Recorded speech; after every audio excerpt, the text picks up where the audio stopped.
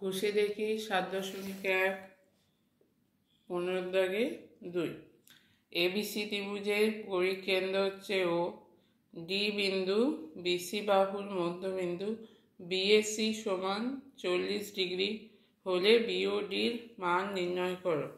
আচ্ছা, এবিসি একটা ত্রিভুজ আঁকা হয়েছে, তার পরিকেন্দ্র হচ্ছে ও, তার মানে এবিসি বিন্দু দিয়ে একটা বৃত্ত আঁকা হবে, সেটা হয়ে যাবে পরিবৃত্ত, সেই পরিবৃত্তের কেন্দ্র হচ্ছে ও।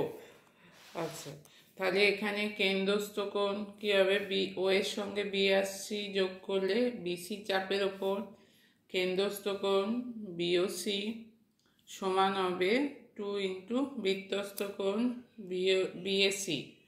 তাহলে বিওসি সমান 2 গুণিতক বৃত্তস্থ কোণ বিএসি, তাহলে বিওসি সমান 2 গুণিতক 40 ডিগ্রি সমান হচ্ছে 80 ডিগ্রি।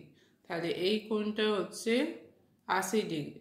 এবার বলা আছে ডিটা বিসির মধ্যবিন্দু, তাহলে বিসির মধ্যবিন্দু যদি ডি হয় তাহলে এই দুটো ত্রিভুজ হয়ে যাবে সর্বসম ত্রিভুজ। কিভাবে? ত্রিভুজ বিডিও সর্বসম ত্রিভুজ ডিসিও কিভাবে হবে?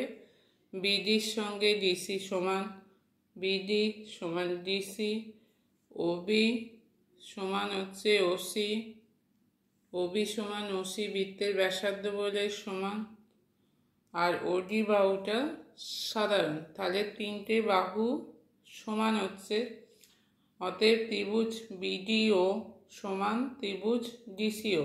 তাহলে এই দুটো ত্রিভুজ সর্বসম হচ্ছে, সর্বসম হলে কী হবে?